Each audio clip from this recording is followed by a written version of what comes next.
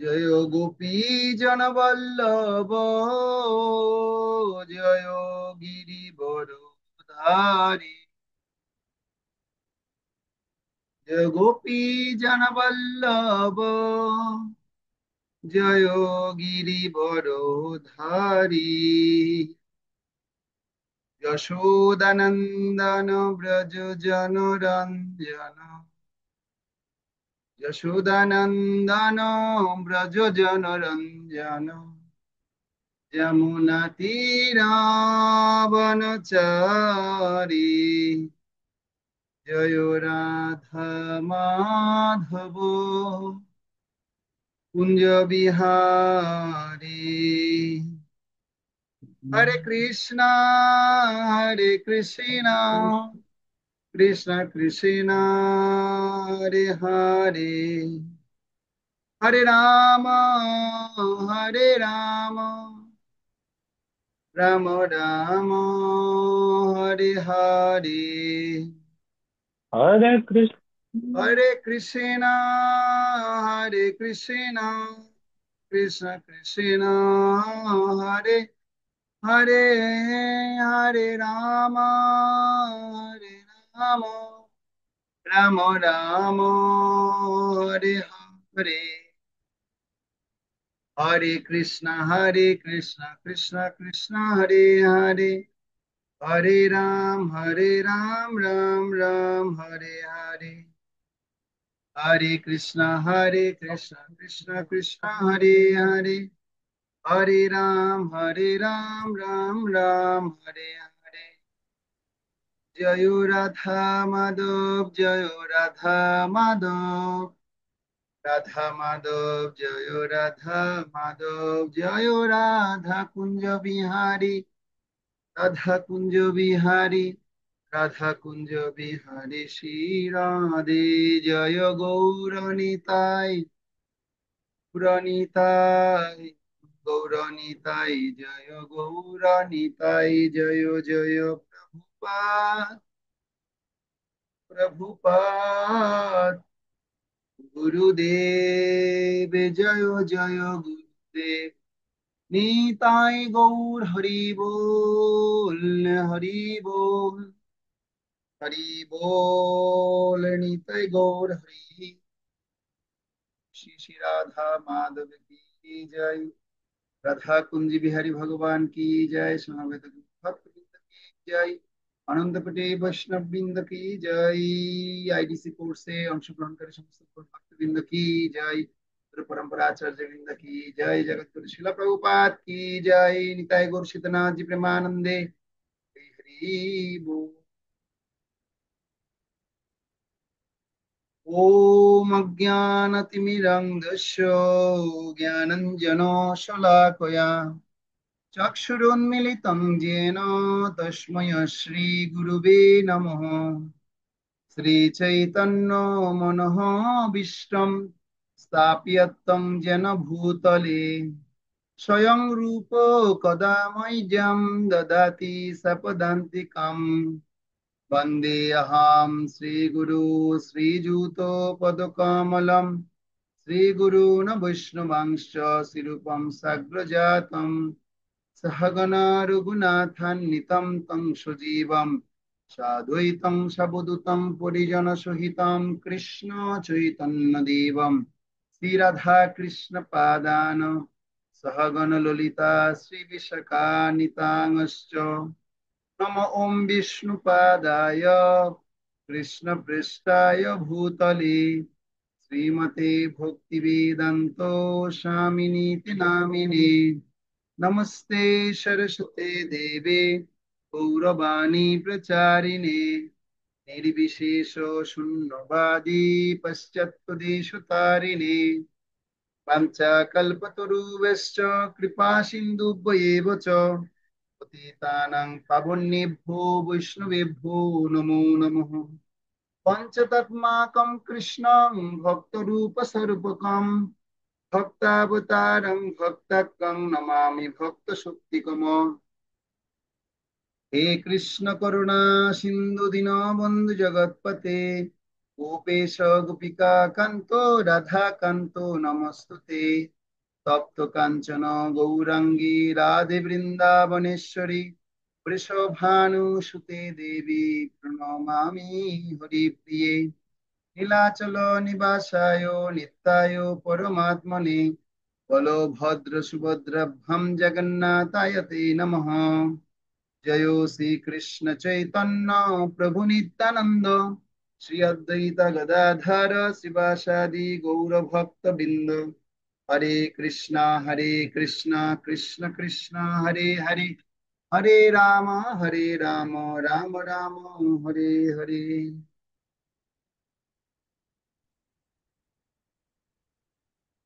ओम नमो भगवते वासुदेवाय। ओम नमो भगवते वासुदेवाय। ओम नमो भगवते वासुदेवाय। नारायणं नमस्कृत्य नरं चैव नरोत्तमं देवीं सरस्वतीं वेशं ततो जयमुदीरयेत्। हरि ओम तत्सत्। যার যার আপন আপন গুরুদেবের প্রণাম মন্ত্র আমরা বলবো।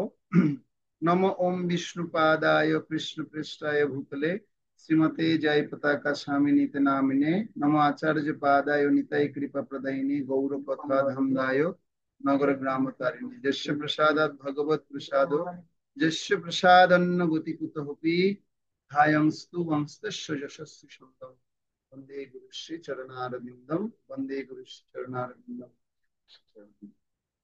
হরে কৃষ্ণ। উপস্থিত আইডিসি কোর্স 36তম ব্যাচের সমস্ত ভক্তদের চরণ কমল আমার সশ্রদ্ধ প্রণতি জ্ঞাপন করছি। আমরা গত ক্লাসে শিষ্য প্রশিক্ষণ কোর্সের প্রথম পর্ব আলোচনা করে সমাপ্ত করেছি ইতিমধ্যে। তো আপনাদেরকে কিছু বাড়িতে বসে কাজ দেওয়া হয়েছে। ম্যাক্সিমাম ভক্ত করে পাঠিয়েছেন, কিন্তু কিছু কিছু ভক্ত পাঠাননি। কারা কারা পাঠাননি একটু আমরা হাত তুলি দেখি। কে কে ভক্ত আপনারা হোমওয়ার্ক করেননি? হাত তুলুন। শিবানী মাতাজি, আপনি কি পাঠিয়েছেন আমাকে হোমওয়ার্ক? পাঠাইছি। আর একজন আর ভক্ত নাম লিখে পাঠাননি, সেজন্য আমি আমি বুঝতে আমি পারছি। প্রভু আবার গত গত ক্লাসে ক্লাসে আমরা আমরা কি কি কি কি শিখেছি? শিখেছি? সবার ভিডিওটা অন রাখেন।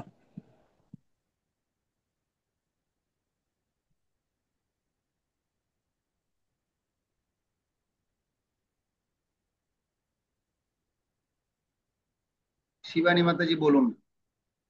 হ্যাঁ, হরে কৃষ্ণ প্রভু প্রণাম। ও গুরুদেবকে কিভাবে শ্রদ্ধা করতে হয়, গুরুদেবের আদেশ উপদেশ, গুরুদেবের প্রতি বিশ্বাস, এগুলি করছিলাম। আচ্ছা, আর কি শিখেছি? মাতাজি কয়েকটা পয়েন্ট আমাদেরকে ছুড়ে দিলেন, বলে দিলেন। গুরুদেবকে কিভাবে শ্রদ্ধা করতে হয়, গুরুদেবের আদেশ উপদেশ কিভাবে মানতে হয়, এই সমস্ত কথা বললেন। আরো তো অনেক সুন্দর আলোচনা করেছি, গুরুতত্ত্ব নিয়ে আলোচনা করেছি। গুরুতত্ত্ব কি, এ সম্পর্কে কেউ কি বলতে পারেন? হ্যাঁ, রত্নবাহু বলুন। হরে কৃষ্ণ প্রভু। আহ, গতকালকের ক্লাসে প্রথমে আমাদের মতামত জিজ্ঞেস করা হয়েছিল, কেন আমরা শীর্ষ প্রশিক্ষণ কোর্স করতেছি, আমাদের ব্যক্তিগত অভিমত জানা হয়েছিল। Very good. এরপর আপনি কেন দুইটা আমরা পয়েন্ট শিষ্য বলেছিলেন। প্রশিক্ষণ কোর্স করছি, ব্যক্তিগত অভিমত হ্যাঁ, আমি আপনার থেকে জানতে চেয়েছিলাম। হ্যাঁ, তারপর প্রভু। তো আপনি বলেছেন যে গুরুদেব একজন সাধারণ মানুষ, আবার হচ্ছে গুরুদেব হচ্ছেন ভগবান।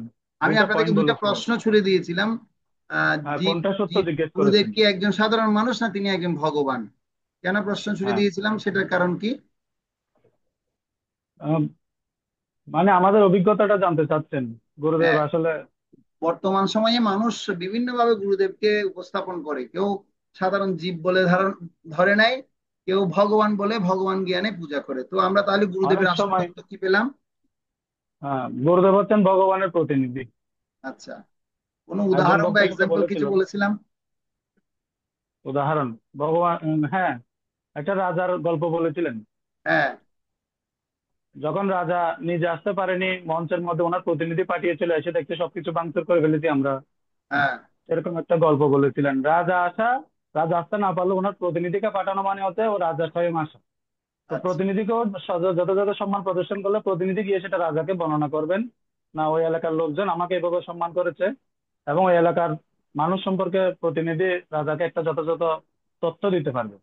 তো ওকে। গুরুদেবও ঠিক সেরকম ভগবানের কাছে আমাদের সম্পর্কে বলবেন। ওকে, ধন্যবাদ প্রভু। তো আপনি আর কিছু বলবেন গত ক্লাসের আলোচনায়? তো আমাদের 4টা ত্রুটি নিয়েও বলেছিলেন, আচ্ছা, তারপরে 2টা হোমওয়ার্ক দিয়েছিলেন। ত্রুটিগুলো কি কি বলুন?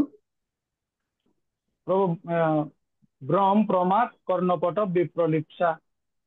আচ্ছা, এগুলো কি একটু ব্যাখ্যা করতে পারবেন? যথাযথ পারবো না প্রভু। আচ্ছা, কর্ণা পাঠক শব্দের অর্থ কি? আচ্ছা, ঠিক আছে রত্নহাপু, ধন্যবাদ। অর্পিতা মাতাজি বলুন, এই চারটা ত্রুটির ব্যাখ্যাটা একটু করুন।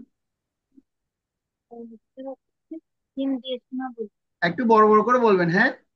ইন্দ্রিয় সীমাবদ্ধতা, হ্যাঁ।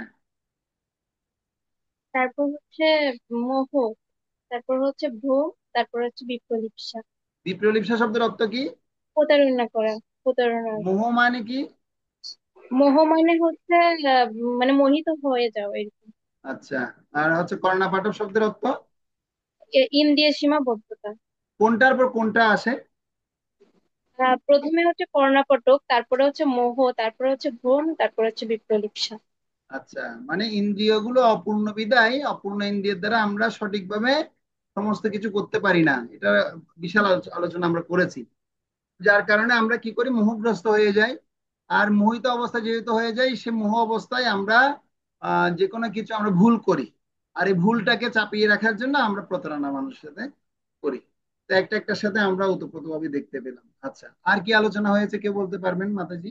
আর হচ্ছে আপনি ওই সিদ্ধ সাধকের এটা বলছিলেন যে সাধক আর সিদ্ধর ভিতর পার্থক্য, সাধন যে সিদ্ধ, সাধারণ কৃপা সিদ্ধ সাধারণ কি? সিদ্ধ, নিত্য সিদ্ধ এগুলা।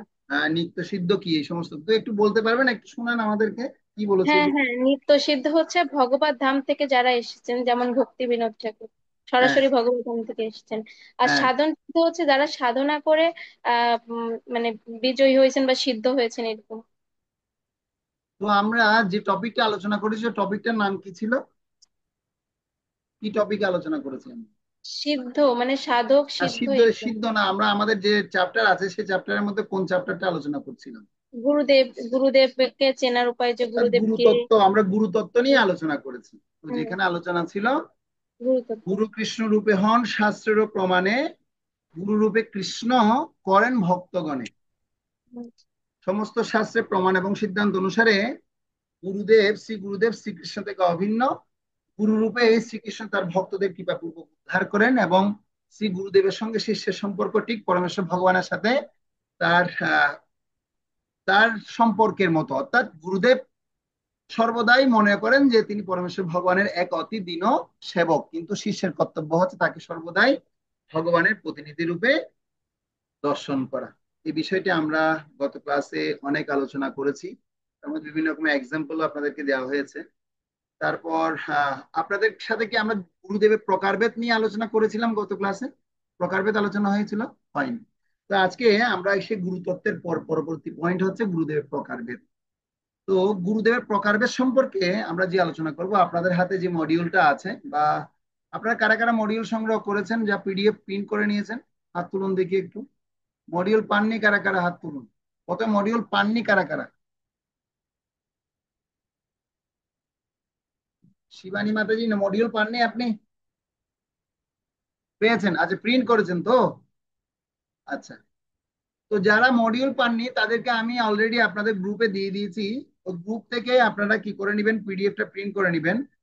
আর যারা পেয়েছেন মডিউল, আপনারা মডিউলে 13 নম্বর পৃষ্ঠা খুলুন প্রত্যেকে। কত পৃষ্ঠা? 13 নম্বর পৃষ্ঠা আপনারা খুলুন। 13 নম্বর পৃষ্ঠার মধ্যে আপনারা দেখুন গুরুদেবের প্রকারভেদ। আজকে আমরা গুরুর প্রকারভেদ সম্পর্কে আলোচনা করব। তারপর গুরু পরম্পরার পদ্ধতি নিয়ে আলোচনা করব। খুব সুন্দর আজকের আলোচনা, আপনারা মনোযোগ দিয়ে শুনবেন। এবং যদি একটু মনোযোগ বিক্ষিপ্ত হয়, কিন্তু একটা না বুঝলে পরের লাইনটা বুঝতে পারবেন না। অত্যন্ত গুরুত্বপূর্ণ টপিক আজকে। এরপর আমরা ঋত্বিকিজম বা মরণোত্তর ঋত্বিক মতবাদটা কি, এ সম্পর্কে একটা পূর্ণ ধারণা আজকে আমরা লাভ করব, যেটা আমাদের ইসকনের মধ্যে এখন একটা বিশাল আলোড়িত, এখন সমালোচিত এবং আলোচনার একটা ঝড় চলছে। তো সেই জায়গা থেকে আমরা কিভাবে বেরোয় আসতে পারি সেটা আলোচনা করব।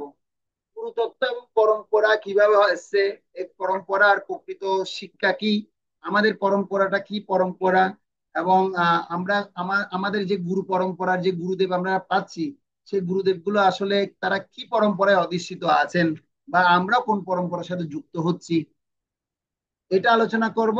এবং সর্বোপরি আমরা শিল প্রভুপাদ যে ইসকন প্রতিষ্ঠাতা আচার্য, তিনি কিভাবে ইসকন প্রতিষ্ঠাতা আচার্য হলেন, সে প্রতিষ্ঠাতা আচার্য সম্পর্কে আমরা আজকের ক্লাস পর্যন্ত আমরা জানবো। এবং ইসকনের গুরুবর্গ, ইসকনের গুরুবর্গের মানে কি উপাধি, তাদের কি মনোভাব, ইসকন গুরুর মনোভাব কি, এবং ইসকন গুরু ইসকন কর্তৃপক্ষের নির্দেশনা কি, এবং বাইরের ইসকনের বাইরের গুরুদেবের কি নির্দেশনা বা তাদের কি মনোভাব, সেই বিষয়গুলো সম্পর্কে আমরা আলোচনা করব। তাহলে ঠিক আছে, আমরা আজকে এখন আমাদের আলোচনায় যাচ্ছি। আপনারা আপনাদের বইয়ের 13 নম্বর পৃষ্ঠায় দেখুন যে গুরুদেবের প্রকারভেদ এই সম্পর্কে। গুরুদেব কয় ধরনের হন? প্রথম হচ্ছে আলোচনা হচ্ছে গুরুদেব দুই ধরনের হন, একটা হচ্ছে দীক্ষা গুরু আর একটা হচ্ছে শিক্ষা গুরু। তো এখন আপনাদের কাছে আমি প্রশ্ন করছি, দীক্ষা গুরু কতজন হতে পারেন? কে কে পারবেন হাত তুলুন, বলুন অর্পিতা মাতাজি বলুন, কতজন দীক্ষা গুরু হতে পারে? তো দীক্ষাগুরু একজনই হতে পারে। আচ্ছা, কেন দুইজন হতে পারে না? না, আচ্ছা, শিবানী মাতাজি বলুন, কতজন হবে? সাউন্ডটা কি অন করবে? আমি প্রভু দীক্ষা গুরু না শিক্ষা গুরু প্রভু? না বলছি, দীক্ষা গুরু কয়জন হতে পারে? দীক্ষা গুরু দীক্ষা গুরু, একজন দীক্ষা না প্রভু তো, দুইজন? প্রভু অনেকে তো দীক্ষা অনেকের থেকে নেই, কিন্তু দীক্ষা গুরু তো একজন প্রভু। হ্যাঁ, উনি একটা সুন্দর কথা বলেছে, বলছে অনেকে তো প্রভু অনেকের কাছ থেকে দীক্ষা নেয়, তো দীক্ষা গুরু তো অনেকে হতে পারে, একজন হবে তো কোনো কথা নেই। একদম সুন্দর কথা বলেছে, আপনার জন্য একটা আমি হাততালি দিলাম। উনি তো সুন্দর কথাই বলেছে, আপনারা হাততালি দিচ্ছেন না কেন? হাততালি দিন, শোনা যাবে না, হাততালি দিন। হ্যাঁ, তো শিবানী মাতাজি বলছে। আচ্ছা রত্নবাবু বলুন, দীক্ষাগুরু কজন হতে পারে? হরে কৃষ্ণ প্রভু। বর্তমান তো দেখা যাচ্ছে, আগে যদিও আমরা একজন মনে করছি, কিন্তু দেখা যাচ্ছে গুরুদেব অপ্রকট হয়ে গেলে ব্রাহ্মণ দীক্ষাটা অন্য গুরুদেব থেকে নেওয়া যায়, অথবা সন্ন্যাস দীক্ষাটা অন্য গুরুদেব থেকে। আমাদের শিল প্রভুপাদ ভক্তি সিদ্ধান্ত সরস্বতী ঠাকুর থেকে দীক্ষা নিয়েছিলেন, কিন্তু উনি সন্ন্যাস দীক্ষাটা নিয়েছেন একজন ওনার গুরু ভ্রাতা থেকে। আচ্ছা ঠিক আছে, এই সমস্ত তো বিষয়গুলোই বিষয়টা আমরা আজকে আমাদের যে ডাউট আছে সেগুলো আমরা ক্লিয়ার করবো, ঠিক আছে? ধন্যবাদ প্রভু। তো আমরা এই যে আমাদের যে বইটা আছে, এই বইয়ের 13 পৃষ্ঠায় একটা শ্লোক আছে, দেখুন। মন্ত্রগুরু আর যত শিক্ষা গুরুগণ, তাহারও চরণ আগে করিয়া বন্দন। এর অনুবাদ কি বলছে? মন্ত্রগুরু এবং সমস্ত শিক্ষাগুরুর শ্রী পাদ পদ্মে আমি সর্বপ্রথমে আমার সশ্রদ্ধ প্রণতি নিবেদন করি। তাৎপর্য, ভক্তের দীক্ষাগুরু অবশ্যই একজন হবেন। কি লেখা আছে? ভক্তের দীক্ষাগুরু অবশ্যই একজন হবেন, কারণ শাস্ত্রে একাধিক গুরু গ্রহণ সর্বদা নিষিদ্ধ করা হয়েছে। তবে শিক্ষাগুরু বহু সংখ্যক হতে পারেন। সাধারণত যে গুরুদেব শিষ্যকে পারমার্থিক বিজ্ঞান সম্বন্ধে নিরন্তর উপদেশ ও শিক্ষা প্রদান করে থাকেন, তিনি পরবর্তীকালে তার দীক্ষাগুরু হন। তাহলে এখানটায় আমরা চৈতন্য চরিতামৃতে কৃষ্ণদাস কবিরাজ গোস্বামী শ্রী চৈতন্য মহাপ্রভুর সিদ্ধান্ত অনুসারে তিনি আমাদেরকে এই সিদ্ধান্ত ক্লিয়ার করে দিয়েছেন যে আদি লীলার প্রথম অধ্যায়ের 35 নম্বর শ্লোকে বলছেন, মন্ত্রগুরু আর যত শিক্ষা গুরুগণ, তাহারও চরণে বন্দে তাহারও চরণ আগে করিয়া বন্দন। তো এখন ব্যাপার হচ্ছে, এই দীক্ষাগুরু তিনি একজনই হবেন। দীক্ষাগুরু কয়জন হবেন? একজনই হবেন, তিনি একের অধিক হবেন না। তো দীক্ষাগুরু তিনি কি করবেন? তিনি আমাকে শিক্ষা প্রদান করবেন, দীক্ষা প্রদান করবেন, এবং প্রতিনিধি রূপে পরম্পরার সাথে শিষ্যকে যুক্ত করবেন। দীক্ষাগুরু তিনি কি করবেন? তার কাজ হচ্ছে তিনি পরম্পরার সাথে আমাদেরকে কি করবেন? যুক্ত করবেন। কিসের মাধ্যমে? তিনি আমাকে শিক্ষার মাধ্যমে, হরিনাম দীক্ষার মাধ্যমে তিনি আমাকে ভগবানের দিব্য নাম প্রদান করার মাধ্যমে তিনি আমাকে কি করবেন? পরম্পরার মাধ্যমে যুক্ত করবেন। শিষ্যের পারমাত্মিক একটি তিনি নাম প্রদান করবেন। কিভাবে প্রদান করবেন? শিষ্যের কি গুণ আছে, কি যোগ্যতা আছে, সেই যোগ্যতা দেখে তাকে একটা সুন্দর তিনি নাম প্রদান করবেন। এটা হচ্ছে দীক্ষাগুরুর যোগ্যতা সম্পন্ন। যিনি দীক্ষাগুরু হবেন, তিনি তার শিষ্যকে দেখার সাথে সাথে বুঝতে পারবেন যে এই শিষ্যের কি যোগ্যতা আছে, তিনি এই কৃষ্ণ ভাবনামৃতে কতটুকু উন্নতি লাভ করতে পারবে, তিনি কি ধরনের কার্যগুলির সাথে যুক্ত হতে পারবেন। সেজন্য তিনি কি করবেন, গুরুদেব তিনি তখন তাকে একটা সুন্দর নাম প্রদান করবেন। সে নাম অনুসারে তার কার্যক্রম কি থাকবে, মিল থাকবে। সেজন্য এই দীক্ষাগুরু তিনি তাকে শিষ্যকে পারমাত্রিক একটি নাম প্রদান করবেন এবং একটা মন্ত্র প্রদান করবেন। তো আমাদের এখন যে পরম্পরায় এখন আমরা আছি, এবং এই পরম্পরার মধ্যে এখন দুটো বিষয় আছে, একটা হচ্ছে দীক্ষা পরম্পরা আর একটা হচ্ছে শিক্ষা পরম্পরা। তো এখন দীক্ষা পরম্পরা এবং শিক্ষা পরম্পরাটা কি, এটা আমাদের জানাটা খুবই দরকার। তো আমি আপনাদেরকে এখন আহ এই পরের টপিকটা আলোচনা করার পূর্বে আপনাদেরকে আগে আমি এই বিষয়টা আলোচনা করতে চাই যে প্রকৃতপক্ষে আমরা কোন পরম্পরায় অন্তর্গত। আপনারা কি মনে করেন, একটা হচ্ছে শিক্ষা পরম্পরা আর একটা হচ্ছে দীক্ষা পরম্পরা। এখন আপনারা আমরা কোন পরম্পরায় আছি, কে বলবেন, হাত তুলুন। আমরা তো হ্যাঁ বলুন, রত্নবাবু বলুন। আমরা তো শিক্ষা পরম্পরায় আছি। আচ্ছা, প্রভু যে বলছে আমরা শিক্ষা পরম্পরায় আছি, আপনারা অন্যরা মেনে নিচ্ছেন? আমরা কি সত্যি শিক্ষা পরম্পরায় আছি না দীক্ষা পরম্পরায় আছি, কোনটাই বলুন, আপনারা বলুন। প্রভু শিক্ষা পরম্পরায়। পল্লবী মাতাজি বলছে আমরা শিক্ষা পরম্পরায় আছি। অন্যরা বসে আছেন, কিছু বলবেন না নাকি? কি পরম্পরায় আছেন আপনারা? যুক্ত তো হয়েছেন ইসকনের সাথে, অনেকদিন ধরেই কৃষ্ণ মহানামৃত অনুশীলন করছেন, কি প্রভু পরম্পরায় আছেন? প্রভু শিক্ষা পরম্পরায়। শিক্ষা পরম্পরায়, আচ্ছা। হ্যাঁ, আপনারা ভালোই বলেছেন, আমরা শিক্ষা পরম্পরায় আছি। কেননা আমাদের শিক্ষাগুরু আছে জগৎগুরু শিল প্রভুপাদ, যিনি ইসকন ফাউন্ডার আচার্য। শিল প্রভুপাদের যে শিক্ষা ব্যবস্থাপনা এবং তিনি যা নীতি নির্দেশন বা প্রদর্শন করে গেছেন, সেই শিক্ষার বিষয়গুলোকে আমরা লালন করছি, অনুশীলন করছি এবং সেগুলোকে আমরা পালন করার চেষ্টা করছি। সেজন্য শিল প্রভুপাদ হচ্ছেন আজীবন আমাদের জন্য শিক্ষাগুরু। কিন্তু এখন ব্যাপার হচ্ছে যে এই গুরু পরম্পরা, এই গুরু পরম্পরাটা আসলে আসলো কোথা থেকে, কিভাবে পরম্পরা সৃষ্টি হয়েছে, সে সম্পর্কে যদি একটু আমরা জেনে নিই, তাহলে আমরা শিক্ষাগুরু দীক্ষাগুরুকে আমরা ভেদ করতে পারবো, তখন এই পার্থক্যটা আমরা বুঝতে পারবো। আপনারা নিশ্চয়ই দেখেছেন আমাদের ভগবত গীতা যখন পড়ি, ভগবত গীতা অ্যাজ ইট ইস এর মধ্যে প্রথম শ্লোকের আগে একটা গুরু পরম্পরা চার্ট আছে। কে কে দেখেছেন, আপনারা হাত তুলুন। গুরু পরম্পরা একটা চার্ট আছে, কে কে দেখেছেন, হাত তুলুন। অন্যরা দেখেননি মনে হয় না, ভগবত গীতার প্রথম প্রথম প্রথম শ্লোকের আগে একটা চার্ট আছে। আচ্ছা, এই চার্টটা কে আমাকে একবার পড়ে শোনাতে পারবেন দেখি, শোনান তো। গীতা আছে আপনাদের পাশে? গীতা আছে? কে পড়ে শোনাতে পারবেন? ভগবত গীতার এই পরম্পরার চার্টটা একটু আমাকে পড়ে শোনাতে হবে, কে পারবেন, হাত তুলুন। হ্যাঁ, পল্লবী মাতাজি পড়ে শোনান তো দেখি, কি আছে এখানে নাম আমরা একটু শুনে দেখি। ঠিক আছে প্রভু, হরে কৃষ্ণ। প্রভু বড় করে পড়ে, প্রথমে হ্যাঁ। আছে শ্রীল জগন্নাথ দাস বাবাজি মহারাজ, শ্রীল ভক্তি বিনোদ ঠাকুরের আধ্যাত্মিক প্রথমে কি জগন্নাথ বাবাজি মহারাজ আছে? তারপর আপনি কি মুখস্থ বলছেন না দেখে দেখে বলছেন? না প্রভু, ওই যে আমি গীতা থেকে বলতেছি। ভগবত গীতা থেকে একদম প্রথম শুরু থেকে ভগবান শ্রীকৃষ্ণ থেকে পড়ুন, কে পারবেন পড়তে? একটু প্রথমা পড়বো, শুনবেন। প্রভু আমি পড়বো। আচ্ছা, শিবানী মাতাজি পড়তে চাইছে, পড়ুন দেখি মাতাজি, হ্যাঁ, পড়ুন।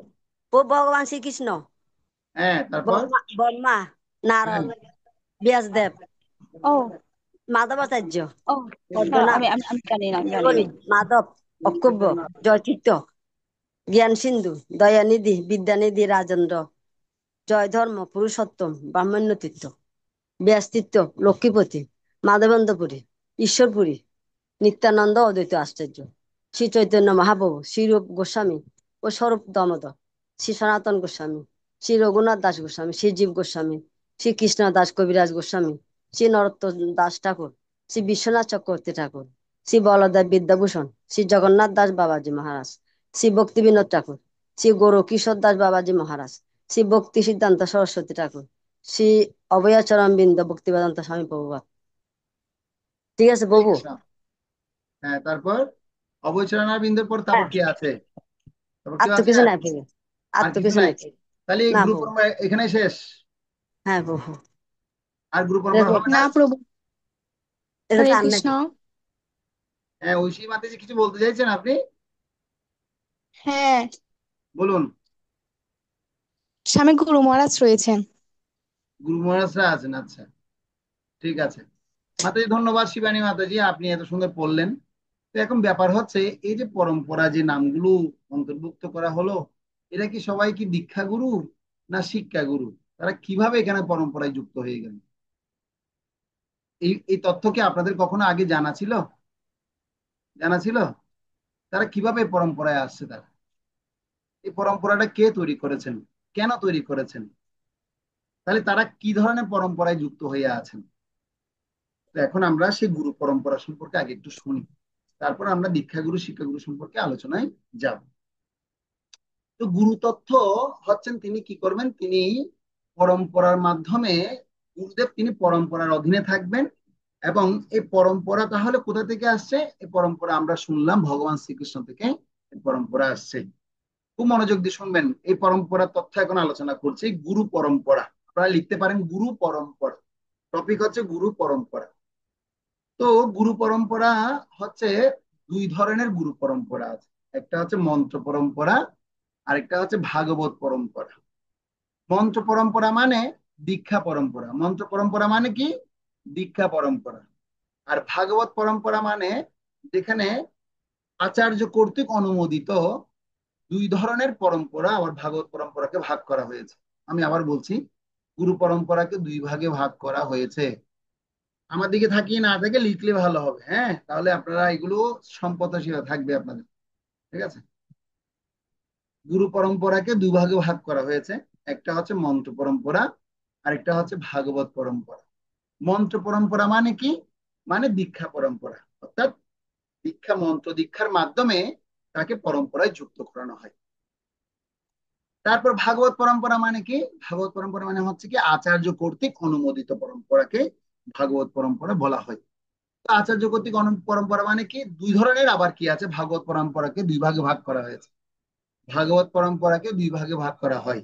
এক রাজস্বী পরম্পরা, দুই ঋষি পরম্পরা বা ব্রহ্মর্ষি পরম্পরা। ভাগবত পরম্পরাকে দুই ভাগে ভাগ করা হয়েছে, এক রাজস্বী পরম্পরা, আর দুই হচ্ছে ঋষি বা ব্রহ্মর্ষি পরম্পরা। ঋষি বা ব্রহ্মর্ষি পরম্পরা। এখন রাজস্বী পরম্পরায় কারা আছেন? যেমন আমরা ভগবত গীতা একটা শ্লোক শুনেছি, আপনারা মনে আছে কিনা জানি না। সূর্যদেব বিভূষণকে দিয়েছেন, বিভূষণ মনুকে দিয়েছেন, মনু ইক্ষ্বাকুকে দিয়েছিলেন এই ভগবত গীতার জ্ঞান। এভাবে পরম্পরা ক্রমে সেই জ্ঞান অতিবাহিত হয়ে আসছিল। প্রায় যখন নষ্ট হচ্ছে, যোগ নষ্ট হচ্ছে, তখন আমি আবার পুনরায় সেই জ্ঞান কি করলাম, আমি অর্জুনের মাধ্যমে সেটা আবার স্থাপন করলাম। বুঝা যাচ্ছে কি বলছি? বুঝতে পারছেন আপনারা? হরে কৃষ্ণ। হ্যাঁ। তো এই যে পরম্পরা আবার স্থাপন করেছে বলছে, তার মানে এটা কি পরম্পরা এসছে? এটা হচ্ছে ব্রহ্মশ্রী, এটা হচ্ছে রাজস্বী পরম্পরা। মনু ইক্ষ্বাকুকে দিয়েছে, তারপর ইক্ষ্বাকু তার পরম্পরা ক্রমে এভাবে দিয়ে আসছে। সূর্যদেব বিভূষণ মনুকে দিয়েছে, মনু ইক্ষ্বাকুকে দিয়েছে। এভাবে যখন নষ্ট হচ্ছে প্রায়, তখন আবার পুনরায় ভগবান শ্রীকৃষ্ণ কি করেছেন, অর্জুনকে স্থাপন করেছেন। এটা হচ্ছে কি রাজস্বী পরম্পরার কথা। তো এখন মন্ত্র পরম্পরা তাহলে আমরা ক্লিয়ার হয়ে গেছে যে দীক্ষার মাধ্যম দিয়ে যাদেরকে যুক্ত করা হয় পরম্পরায়, তারা হচ্ছে কি পরম্পরা? মন্ত্র পরম্পরা। মন্ত্র মানে যেমন সেখানে গায়ত্রী মন্ত্র প্রদান করা হয়। গায়ত্রী মন্ত্র, মন্ত্রের মাধ্যমে তাকে কি করা হয়, সে পরম্পরায় যুক্ত যুক্ত করা হয়। তো এখন ব্যাপার হচ্ছে ভগবান শ্রীকৃষ্ণ এই গায়ত্রী মন্ত্র প্রথমে প্রদান করেছিলেন কাকে? ব্রহ্মাকে দিয়েছিলেন। তো আপনারা ভাগবতমের প্রথম শ্লোকে আপনারা দেখবেন যে ভগবান শ্রীকৃষ্ণ এই বেদের জ্ঞান, বৈদিক সাহিত্যের জ্ঞান প্রথমে কাকে দিয়েছিলেন? ব্রহ্মাজিকে দিয়েছিলেন। ওম নমঃ ভগবতে বাসুদেবায় জন্ম আদিস্য যত অন্যায়াত ইতিরতেছ অর্থেষু অভিজ্ঞ স্বরাট তেনে ব্রহ্মা জো হৃদয় আদি কবয়ে। প্রথমে কার হৃদয়ে জ্ঞান দিয়েছিলেন? ব্রহ্মার হৃদয়ে। তেনে ব্রহ্মা জো হৃদয় আদি কবয়ে মুজ্জন্তি যৎসূরয়। মানে আমি এই প্রথমেই, আমি যে সৃষ্টির মূল রহস্য, মূল কর্তা, মূল কর্তা, মূল বিধাতা, আমার থেকে সমস্ত কিছু সৃষ্টি হয়েছে। তেজ বাড়ি মিদাম যথা বিনিময় তিসর্গ অমৃষা। মানে আমি, আমার থেকে যে সমস্ত কিছু সৃষ্টি হয়েছে, এই সমস্ত সৃষ্টির তত্ত্ব এবং সমস্ত বৈদিক জ্ঞান এবং সমস্ত বুদ্ধ জ্ঞান আমি প্রথমে কাকে দিয়েছি? তেনে ব্রহ্মা জো হৃদয় আদি কবয়ে। প্রথমে ব্রহ্মার হৃদয়ে আমি স্থাপন করেছি। তো ব্রহ্মাকে ভগবান এই গায়ত্রী মন্ত্রের দ্বারা কি করেছিলেন? ভগবান তাকে মন্ত্র পরম্পরায় যুক্ত করেছেন। তো নারদকে গায়ত্রী মন্ত্র কিন্তু কি করেননি। এরপর আমরা পরম্পরা দেখতে পাচ্ছি কি, এরপর শিবানী মাতাজি কি কার নাম পড়েছেন? ভগবান শ্রীকৃষ্ণের পর ব্রহ্মাজির নাম পড়েছেন। ব্রহ্মাজির নাম পড়ার পর তার কার নাম পড়েছেন? নারদ মুনির নাম পড়েছেন। নারদ। নারদ মুনি। তো এখন কথা হচ্ছে, ভগবান শ্রীকৃষ্ণ গায়ত্রী মন্ত্র দেন ব্রহ্মাকে, কিন্তু ব্রহ্মা নারদকে তো গায়ত্রী মন্ত্র দেননি। ব্রহ্মা কাকে দেননি? নারদকে গায়ত্রী মন্ত্র প্রদান করেননি। পূর্ণানন্দ প্রভু, আপনি কি কিছু বলতে চাইছেন না হাততালি দিচ্ছেন, কোনটা?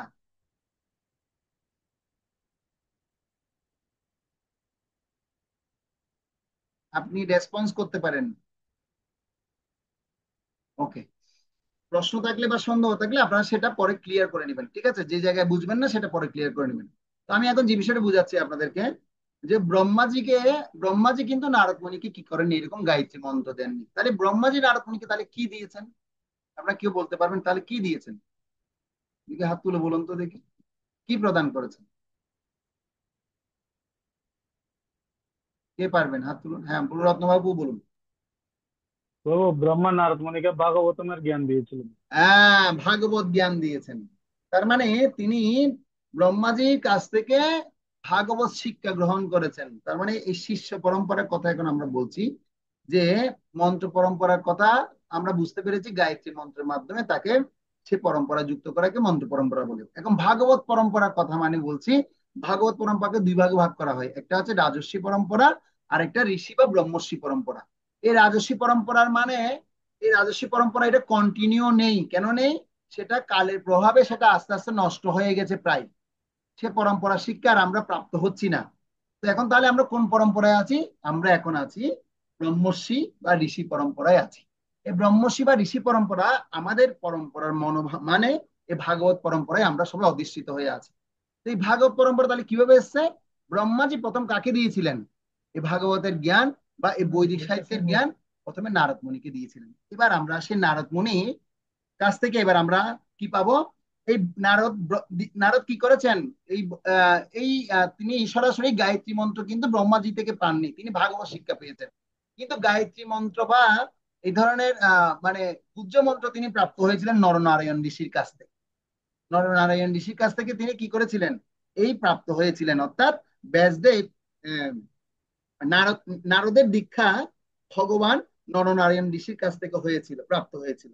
তো এখন যে নারদ মুনি ব্যাসদেবকে তাহলে দিয়েছিলেন, তাহলে ব্যাসদেবকে তাহলে কি শিক্ষা দিয়েছিলেন?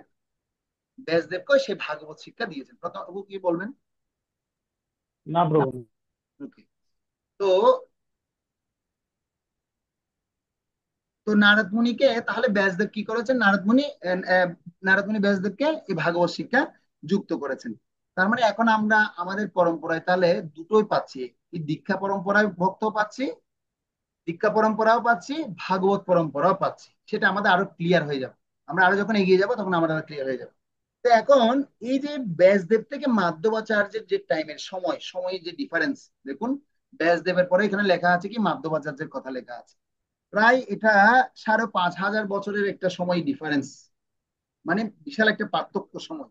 তো এই সময়ের মধ্যে বিশাল একটা গ্যাপিং, এই গ্যাপিং এর মধ্যে মানে এই মাধবাচার্য এই 5,500 বছর সময়ের মধ্যে ভাগবত পরম্পরা শিক্ষা প্রায় বিলুপ্ত ছিল। এটা কি ডিস্টেন্স, মানে বিশাল বিলুপ্ত ছিল। কিন্তু ব্যাসদেব তিনি ভগবানের সপ্তবেশ অবতার হওয়ার কারণে তিনি কি ছিলেন, তিনি এখনো অব্দি জীবিত আছেন। ব্যাসদেব কিন্তু এখন অব্দি জীবিত আছেন।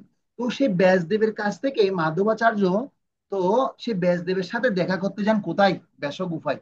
তো রত্নবাহ প্রভু বা অন্যান্য যারা বদ্রীনাথ ধামে গেছেন আপনারা হয়তো দেখেছেন, আমিও গিয়েছি ব্যাস গুফায়। তো ব্যাস গুফা, গণেশ গুফা এখনো আছে, যেখানে ব্যাসদেব এখনো স্বয়ং নাকি সেখানে অবস্থান করেন। কিন্তু আমরা ব্যাস গুফায় গিয়ে ব্যাসদেবকে ভগবানকে দর্শন করতে পারিনি, কিন্তু ব্যাসদেবের মতো একজন প্রতিনিধি ভক্তকে দর্শন করেছি। অত্যন্ত মানে মানে ভাগবত শুধু বলছে আর বলছে, মানে মনে হচ্ছে স্বয়ং ব্যাসদেবই তার মুখ দিয়ে বলাচ্ছে। তো যাই হোক, তো ব্যাসদেবের কাছে এই এই ভাগবত শিক্ষা লাভ করতে গেছেন কে? মাধবাচার্য। তো মাধবাচার্য ব্যাসদেবের সাথে দেখা করতে যান এবং ব্যাসগুফাতে তিনি সেই বদ্রীনাথে ভাগবত শিক্ষা তিনি গ্রহণ করেন। কার কাছ থেকে? এই ব্যাসদেবের কাছ থেকে। তো ব্যাসদেব মাধবাচার্যকে দেন, এবং ব্যাসদেব শুধু মাধবাচার্যকে দেন তাই নয়, তিনি ক্রমান্বয়ে দেখবেন আমাদের পরম্পরায় যে নাম লেখা আছে, যে ক্রমান্বয়ে 8 জন, মানে পরপর পরপর দেখুন পদ্মনাভ থেকে বিদ্যানিধি পর্যন্ত গুরু পরম্পরা লিস্টে যেটা আছে, শান্তি নাই একটু বেশি করে ওই সীমাতে যে আপনি কথা বলছেন কোন সুখে ডিসকোয়ালি করে দেওয়া হবে আপনার ক্লাস থেকে, ঠিক আছে? এখন খুব মনোযোগ দিয়ে আমরা ক্লাসটা করছি। যদি আপনার কথা বলেন, মনোযোগ না থাকলে তাহলে তা কেন শীর্ষ প্রশিক্ষণ কোর্স করছি আমরা? একটু আপনাদের সহযোগিতা আমি প্রথমে চেয়েছি, একটু মনোযোগ দিতে হবে, নাহলে বুঝতে পারবেন না। এই ক্লাসগুলো আপনারা আমরা কতবার শুনে শুনে সেগুলো হৃদয়ঙ্গম করার চেষ্টা করছি, তারপরেও ভালো মতো তথ্য আমরা ধরতে পারি না অনেক সময়। কিন্তু আপনারা একটা ক্লাস পেয়ে যদি মনোযোগ না দেন তাহলে কি হবে? এটা একটা অনুরোধ রইল সবার কাছে, একটু মনোযোগ দিয়ে শুনুন এবং নোট করার চেষ্টা করুন, তাহলে আপনারা এই বিভ্রান্তি গুলো থেকে বেরোতে পারবেন। হ্যাঁ, না না, করা না হলে হবে না। ঠিক আছে, তো এটা অনুরোধ রইল, কেউ অন করে কথা বলবেন না, হ্যাঁ। একটা মনোযোগ দিয়ে আমরা শুনছি, সেই জায়গায় একটু কি করতে হবে, আপনাদের সহযোগিতা আমাদের করতে হবে। হরে কৃষ্ণ। তাহলে কোথায় আলোচনা করছি, কে বলবেন? প্রভু পদ্মনাভ থেকে হচ্ছে বিদ্যানিধি পর্যন্ত হচ্ছে হ্যাঁ, এই ব্যাস এই আটজন তারা ক্রমান্বয়ে ব্যাসদেবের কাছ থেকে কি করেছিলেন, তারা এরকম ভাগবত শিক্ষা লাভ করেছিলেন। তো আপনারা যদি যারা উডুপিতে যাবেন, উডুপি মানে ভারতবর্ষের একটা স্থান, সেই উডুপিতে যদি যান, সেখানে এই আটজনের মঠ আছে এখন। যে মানে পদ্মনাভ থেকে যে আটজন বিদ্যানিধি পর্যন্ত বলেছি, তো তারা হচ্ছে ভাগবত আচার্য গুরু রূপে তারা সেখানে অধিষ্ঠিত আছেন, এবং তাদের সেই মন্দির সেখানে নির্মিত আছে। এবং সেখান থেকে, এটা বিশেষ করে উডুপিতে মানে কর্ণাটক, কর্ণাটকের ওদিকটাই পড়েছে, তো সেই ভাগবত পরম্পরা এখনো অধিষ্ঠিত আছে। এবার 14 নম্বরে দেখুন, রাজেন্দ্র। রাজেন্দ্র থেকে মহাপ্রভু পর্যন্ত এই দুইটা পরম্পরা চলে আসছে। ওই যে বললাম আপনাদেরকে, দীক্ষা পরম্পরা প্লাস ভাগবত পরম্পরা। এই সিদ্ধান্ত আপনাদের ক্লিয়ার হয়েছে? হরে কৃষ্ণ। ভাগবত পরম্পরা এবং দীক্ষা পরম্পরাটা ক্লিয়ার হচ্ছে এখন? হ্যাঁ, তার মানে এই দুটা পরম্পরা এই রাজেন্দ্র থেকে মহাপ্রভু পর্যন্ত কি হয়ে আসছে, এটা চলে চলে আসছে। তো এই দুইটা পরম্পরা যেহেতু চলে এসছে, মহাপ্রভু তখন কি করেছেন, মহাপ্রভু সময়কালীন সময়ে মহাপ্রভু আবার কি করে, কি হয়েছে, ওই সময় দেখা গেছে কি সবাই আবার মহাপ্রভুর কাছ থেকে দীক্ষা নেননি, কিন্তু ভাগবত শিক্ষা নিয়েছে। ওই জায়গায় গিয়ে আমরা আবার দেখতে পাচ্ছি মহাপ্রভুর কাছ থেকে সবাই আবার দীক্ষা নেননি, ভাগবত শিক্ষা তারা নিয়েছেন। তো মহাপ্রভু রূপ সনাতনকে ভাগবত ভাগবত জ্ঞান দিয়েছেন, কিন্তু দীক্ষা নেননি।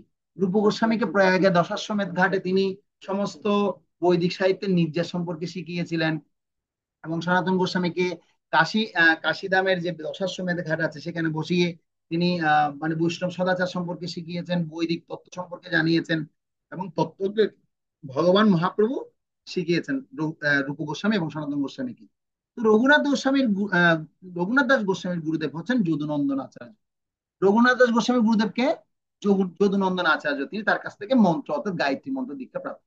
কিন্তু ভাগবত শিক্ষা তিনি লাভ করেছেন রূপ গোস্বামীর কাছ থেকে। তো কিন্তু রূপ গোস্বামী এবং স্বরূপ দামোদরের কাছ থেকে ভাগবত শুনেছেন কে? রঘুনাথ দাস গোস্বামী। বুঝা যাচ্ছে? তো এই ডাউট গুলো আমাদের এখন অনেকটা ক্লিয়ার হয়ে যাবে। তো এই জীব গোস্বামী আবার কি করেছেন, তিনি রূপ গোস্বামীর কাছ থেকে গিয়ে দীক্ষা নিয়েছিলেন। জীব গোস্বামী কার কাছ থেকে দীক্ষা নিয়েছিলেন? রূপ গোস্বামীর কাছ থেকে দীক্ষা নিয়েছিলেন। তো জীব গোস্বামী তখন তিনি কি করেছেন, পরবর্তীতে কৃষ্ণদাস কবিরাজ গোস্বামীকে ভাগবত শুনিয়েছিলেন, কিন্তু দীক্ষা নেননি। জীব গোস্বামী পরবর্তীতে কৃষ্ণদাস কবিরাজ গোস্বামীকে কি করেছেন, ভাগবত শুনিয়েছিলেন, কিন্তু দীক্ষা তিনি নেননি। তো দীক্ষা তিনি তাহলে তার মানে কার কাছ থেকে নিয়েছেন? রূপ গোস্বামীর কাছ থেকে দীক্ষা নিয়েছেন, আবার ভাগবত শুনেছেন কার কাছ থেকে? ওই যে আহ, তিনি আহ, কি করেছেন, কৃষ্ণদাস কবিরাজ গোস্বামীকে তিনি আবার ভাগবত শুনিয়েছেন, আর রূপ গোস্বামীর কাছ থেকে তিনি ভাগবত শুনেছেন। দীক্ষায় তিনি কি হয়েছিলেন, ওখানে দীক্ষিত হয়েছিলেন। জীব গোস্বামীর কথা বলছি। তো ছিল নরোত্তম দাস ঠাকুর, তিনি কি করেছেন, তিনি জীব গোস্বামী এবং কৃষ্ণদাস কবিরাজ গোস্বামীর কাছ থেকে তিনি দীক্ষা নেননি, কিন্তু ভাগবত শিক্ষা তিনি নিয়েছিলেন। তো আমি আজকে একটা সুন্দর মানে বিশ্লেষণ সেটা আমি আপনাদের শোনাতে চাই। এই নরোত্তম দাস ঠাকুর এবং বিশেষ করে রঘুনাথ দাস গোস্বামীর কথা বলছিলাম। এই রঘুনাথ দাসকে রূপ গোস্বামী কি করেন, তিনি দীক্ষা দেন, এবং পরবর্তীতে নরোত্তম দাস ঠাকুর বিশ্বনাথ চক্রবর্তী ঠাকুরকে দীক্ষা দান করেছিলেন, সেটা আমরা দেখেছি। এখন জগন্নাথ দাস বাবাজি মহারাজ এবং ভক্তি বিনোদ ঠাকুরের কথা আমরা যেটা শুনি, তো সেই কথাগুলো এখন আমরা আসবো। নরোত্তম দাস ঠাকুরের আহ, মানে এখানে তিনটা একটু গুরুত্বপূর্ণ বিষয় আছে। ছিল নরোত্তম দাস ঠাকুর জীব গোস্বামী এবং কৃষ্ণদাস কবিরাজ গোস্বামীর কাছ থেকে দীক্ষা নেননি, কিন্তু ভাগবত শিক্ষা তারা নিয়েছিলেন। নরোত্তম দাস ঠাকুরের শিষ্য, শিষ্যের শিষ্যের শিষ্যের শিষ্য হচ্ছেন বিশ্বনাথ চক্রবর্তী ঠাকুর। ওইটা বলেছি, নরোত্তম দাস ঠাকুরের শিষ্যের শিষ্যের শিষ্যের শিষ্য হচ্ছেন বিশ্বনাথ চক্রবর্তী ঠাকুর, অর্থাৎ 4 নম্বরে। এটা একটু মাথায় রাখতে হবে, হচ্ছেন বিশ্বনাথ চক্রবর্তী ঠাকুর। তো নরোত্তম দাস ঠাকুর ভাগবতের শিক্ষা পায়। তো তিনি মানে এভাবে নরোত্তম দাস ঠাকুর তিনি কি করেছেন, আহ, যে শিক্ষা পেয়েছিলেন, তো সেই শিক্ষাগুলোকে নিয়ে তিনি সম্পূর্ণ ভাগবতকে তিনি ভজন প্রণালীতে তৈরি করেছিলেন, এবং ভজন গীতের মাধ্যমে, ভজন পদ্যের মাধ্যমে তিনি সমস্ত ভাগবতের তত্ত্ব তিনি প্রচার করেছিলেন। সেজন্য নরোত্তম দাস ঠাকুরের শিষ্য ছিলেন গঙ্গানারায়ণ চক্রবর্তী ঠাকুর এবং রামকৃষ্ণ আচার্য।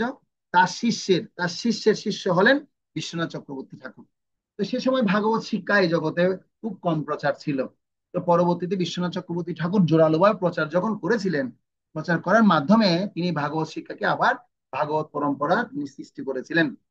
তো সমসাময়িক কালে আমরা উড়িষ্যাবাসীদের মধ্যে একজন বিশেষ আচার্যকে আমরা প্রাপ্ত হই। তিনি হচ্ছেন বলদেব বিদ্যাভূষণ ঠাকুর। আমরা বিদ্যাভূষণের কথা আমরা শুনি।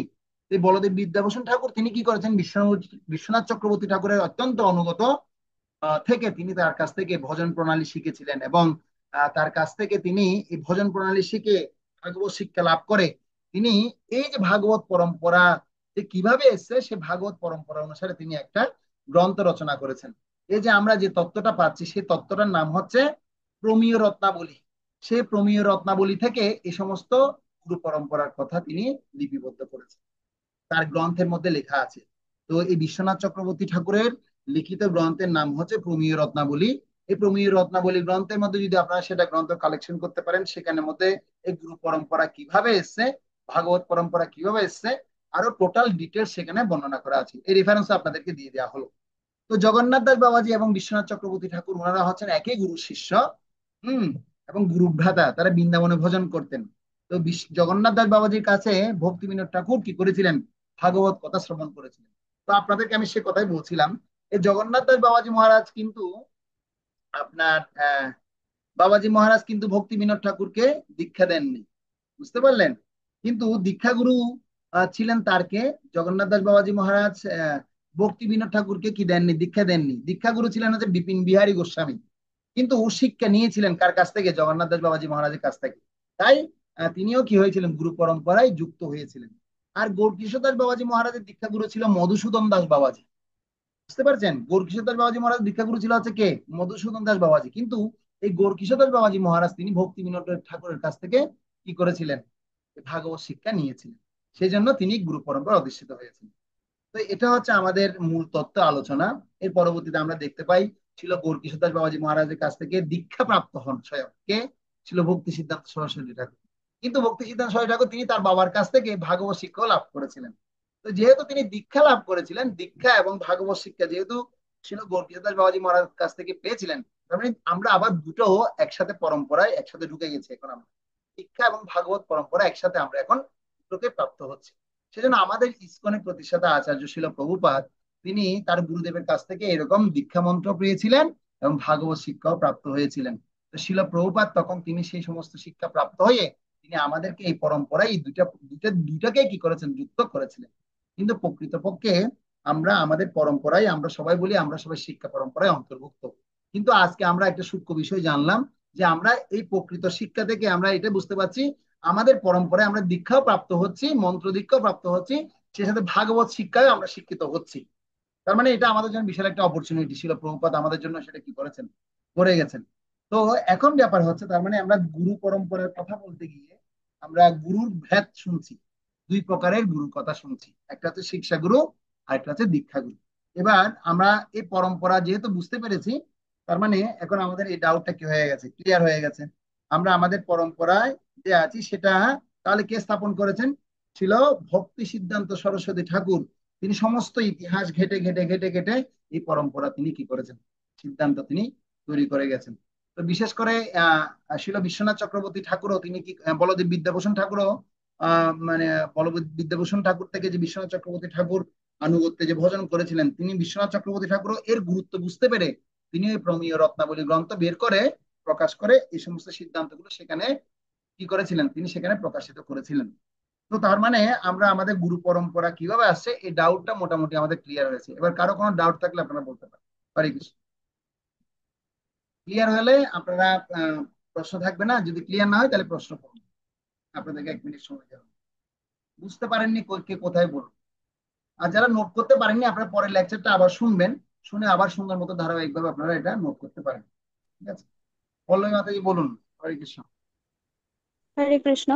প্রভু, ওই যে দেখুন আপনি পদ্মনাভ থেকে বিদ্যানিধি যে একটু বলেছিলেন ওই জায়গাটা, প্রভু আমি নেটওয়ার্কের কারণে বুঝতে পারিনি, যদি আরেকটু রিপিট করতেন। আমি বলেছিলাম যে ব্যাসদেব 8 জনকে ক্রমান্বয়ে পদ্মনাভ থেকে বিদ্যানিধি পর্যন্ত সবাইকে তিনি কি করেছেন, ভাগবত শিক্ষা দিয়ে এক একজনকে এক একটা মঠের আচার্য বানিয়েছিলেন।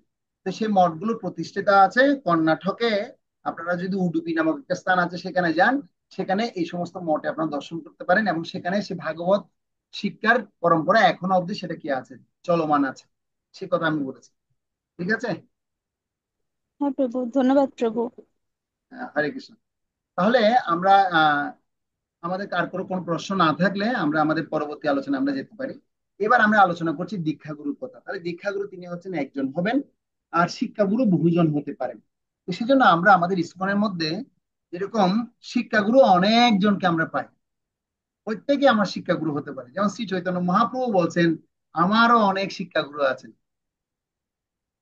যেমন চৈতন্য মহাপ্রভু একবার তিনি বাহ্যক্রিয়া করার জন্য কি করছিলেন, তিনি হরিনাম করে করে বাহ্যক্রিয়া করার জন্য প্রবেশ করছিলেন একটা মানে কি বাহ্যক্রিয়া করতে যাচ্ছেন। এখন তখন যখন প্রবেশ করে তার মুখ দিয়ে তো সবসময় হরিনাম চলছে, হরে কৃষ্ণ কৃষ্ণ কৃষ্ণ হরে হরে, হরে রাম রাম রাম হরে, মহামন্ত্র সবসময় তার মুখ দিয়ে চলছে। আর এই মহামন্ত্র চলতে চলতে এখন এখন তিনি বাহ্যক্রিয়া যাচ্ছে, হঠাৎ করে তার চিন্তা হলো আরে বাবা, আমি তো বাহ্যক্রিয়া করতে যাচ্ছি, এখানে এই পবিত্র নাম আমি করতে করবো। হ্যাঁ, এটা তো এই পবিত্র নাম কি করা হবে না, এটা তো করা যাবে না। তখন তিনি হাত দিয়ে মুখটা দিয়ে কি করলেন, মুখটা চেপে ধরছেন, কারণ মুখটা দিয়ে না হরিনাম যেন না আসে। এখন দূর থেকে একটা ছোট্ট 5 বছরের ছেলে, গোপাল বালক গোপাল, ওই গোপাল দূর থেকে দেখে আছে কিন্তু মহাপ্রভু এসব কি করছে, মুখটা এবার চেপে আছে কেন। তখন দৌড়ে মহাপ্রভুর কাছে চলে আসছে, এসে বলছে মহাপ্রভু মহাপ্রভু, আপনি এভাবে মুখটা চেপে রেখেছেন কেন, কি সমস্যা বলুন তো। বলছে আসলে কি বলবো গোপাল, আমি এখন যাচ্ছি একটু বাহ্য ক্রিয়া সম্পন্ন করতে, তো এখন আমার মুখ দিয়ে শুধু ভগবানের নামটা আসছে। ভগবান নামটা অত্যন্ত পবিত্র নাম, পবিত্র নাম কি আমি ওখানে গিয়ে কি করবো, ওখানে গিয়ে জপ করবো, এটা কি কেমন হয় বলো তো গোপাল। বলছে তখন ওর পুটকি পুটকি করে কি করে দিলেন, হেসে দিলেন। কি বলছে মহাপ্রভু, এটা কি কথা বললেন, আপনি যদি সেখানে গিয়ে যদি দেহ ত্যাগ করেন তাহলে আপনি তো নরকে যাবেন, তো আপনার মুখ দিয়ে তো আর হরিনাম তখন থাকবে না, তখন কি হবে। তখন মহাপ্রভু বলছে হ্যাঁ, তাহলে আমি এটা তোমাকে চিন্তা করিনি এটা ব্যাপারটা, আমি যদি ওখানে দেহ ত্যাগ করি তাহলে তো আমি কি করবো, নরকে যাব। তো তার মানে গোপাল কি করবো, বলছে কেন, এটা আপনার অহরত চলতে থাকবে, এই নাম তো হচ্ছে কি পবিত্র নাম, এটা তো আপনি সবসময় পবিত্রই থাকবেন, তা আপনি এটাকে কেন এত মানে কিভাবে হেলা করে নিচ্ছেন। তখন মহাপ্রভু বলছে হ্যাঁ গোপাল, তোমার কাছ থেকে তো আমি এটা শিখলাম, আজ থেকে থেকে তুমি হচ্ছে আমার গুরু, তোমার নাম আজকে থেকে হবে গোপাল গুরু। কি নাম দিয়েছে, গোপাল গুরু নাম দিয়ে মহাপ্রভু তাকে কি করেছে, শিক্ষিত করেছে। তো এটা আমাদের শিক্ষা হচ্ছে যে আমাদের ইস্কনেও আমরা শিক্ষাগুরু অনেককে পাই, শিক্ষাগুরু অনেকজন হতে পারে, কিন্তু দীক্ষাগুরু হবেন একজন, তিনি আমাকে মন্ত্র প্রদান করবেন, তিনি আমাকে শিষ্যের শপথ গ্রহণ করে সমস্ত আমার পাপগুলো তিনি গ্রহণ করবেন। কিন্তু শিক্ষাগুরু এরকম সমস্ত পাপ গ্রহণ করেন না। শিক্ষাগুরুরা শুধুমাত্র আমাদেরকে বিভিন্ন তত্ত্বকথা জানান, বিভিন্ন বিশ্লেষণ তারা জানান, বিভিন্ন ভাবে আমাদেরকে সহযোগিতা করেন, পূজা অর্চন কিভাবে করতে হবে, প্রচার কিভাবে করতে হবে। মানে তারা গুরুদেবের কাছ থেকে যা শুনেছেন সেটা আমাদেরকে ব্যক্ত করে শোনান। কিন্তু দীক্ষাগুরু তিনি স্বয়ং নিজে সমস্ত শিষ্যের পাপগুলো গ্রহণ করেন, পাপগুলো গ্রহণ করে তিনি দীক্ষা মন্ত্রের মাধ্যমে তাকে কি করেন, এই জগতে সঠিক গুরু পরম্পরার সাথে অধিষ্ঠিত করেন। তো শিক্ষাগুরু অসংখ্য হতে পারে, মন্ত্রগুরু আর যত শিক্ষাগুরুগণ তাহারও চরণ আগে করিয়া বন্দন, সে কথা আগে আমি বলছিলাম। তো শিক্ষাগুরু এবং দীক্ষাগুরুর যে সমপর্যায় ভুক্ত সে সম্পর্কে আপনার 13 পৃষ্ঠায় দেখুন একটা পয়েন্ট আছে, এই পয়েন্টটা একটু কৃপাপূর্বক একজন ভক্ত করতে বললে হবে। দেবজিৎ প্রভু, আপনার কাছে মডিউলটা আছে 13 নম্বর পৃষ্ঠার, শিক্ষাগুরু এবং দীক্ষাগুরু সমপর্যায় ভুক্ত, এই পয়েন্টটা একটু পড়ুন তো।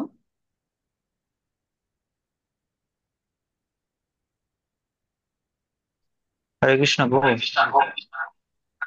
যিনি প্রথমে মহামন্ত্র দীক্ষা দান করেন তাকে বলা হয় দীক্ষাগুরু, এবং যে সমস্ত মহাত্মা কৃষ্ণ ভক্তির পথে অগ্রসর হওয়ার শিক্ষা দান করেন তাকে বলা হয় শিক্ষাগুরু।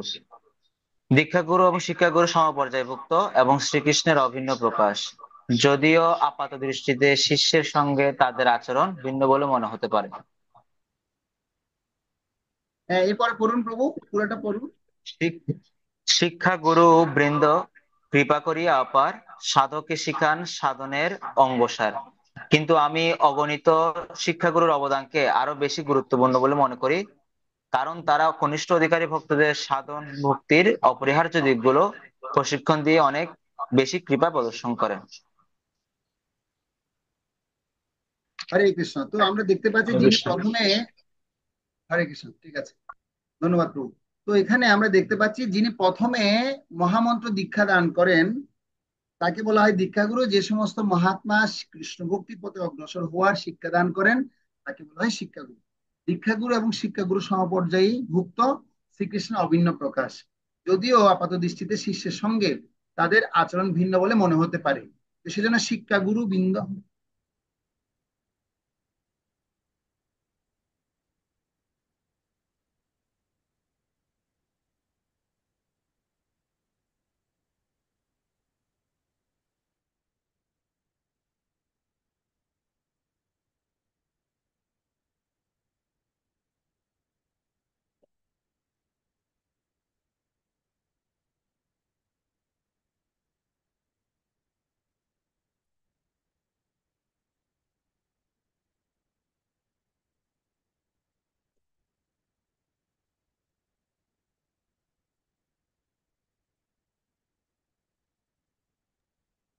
হরে কৃষ্ণ। তো শিক্ষাগুরু বৃন্দ কৃপা করিয়া অপার সাধকে শিকান সাধনের অঙ্গসার, অর্থাৎ কিন্তু আমি অগণিত শিক্ষাগুরুর অবদানকে আরো বেশি গুরুত্বপূর্ণ বলে মনে করি, কারণ তারা কনিষ্ঠ অধিকারী ভক্তদের সাধন ভক্তির অপরিহার্য দিকগুলি প্রশিক্ষণ দিয়ে অনেক বেশি কৃপা প্রদর্শন করেন। শিল সচ্চিদানন্দ ভক্তিবিনোদ ঠাকুর তিনি শ্রী শ্রী কল্যাণ কল্পতরু